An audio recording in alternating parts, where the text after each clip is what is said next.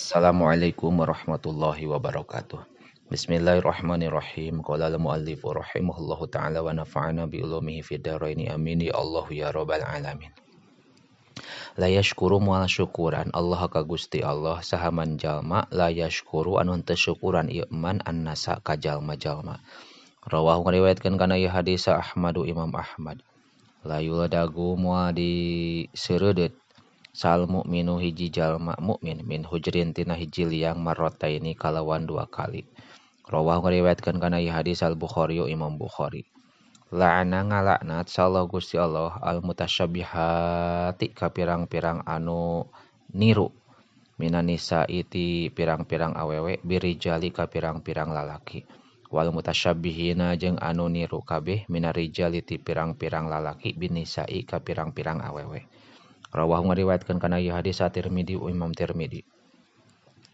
La'ana ngalaknat sallallahu Gusti Allah arosy ka jalma anu nyocok wal murtasi sareng anu narima dicocok waroisa sareng jalma anu digawe alladzi anu lempang ieu aladi anu yamsi lempang ieu ladi bainahuma di antara rosi sareng murtasi.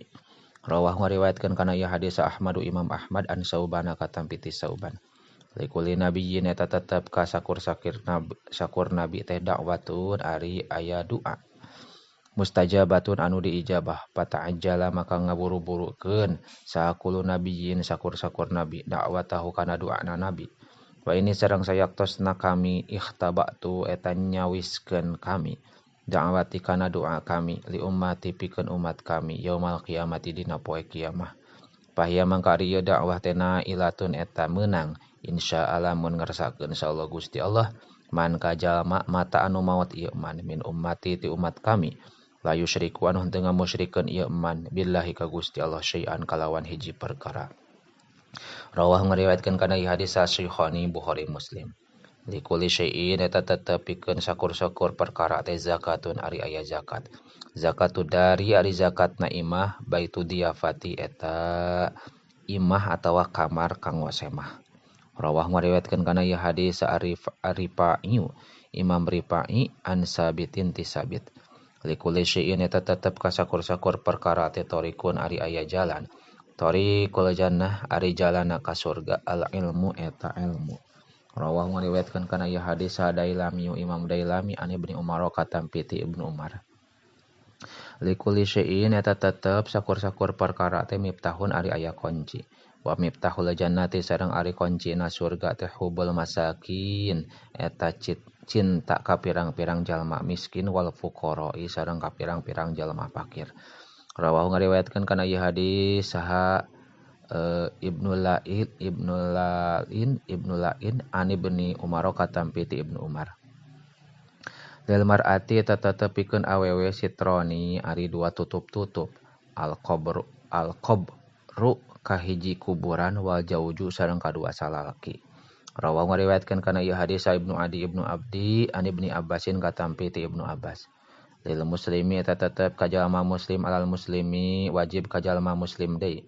Situn ari genep perkara bil ma'rufi kalawan alus.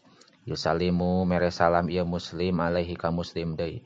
Idalak Yahudi mana-mana tepung ieu muslim ka muslim. Wa yujibuhu sareng nyubadanan ieu muslim ka muslim idada'ahu di mana-mana ngundang ieu muslim ka muslim. Wa yusammituhu jeung ngajawab ieu muslim ka muslim ida atosa di mana-mana bersin ieu muslim. Wa ya'uduhu jeung ngalongok muslim ka muslim ida marito di mana-mana gering ieu muslim. Wa yatba'u sareng nganterkeun ieu muslim janazatahu kana mayitna ieu muslim ida mata di mana-mana maot ieu muslim.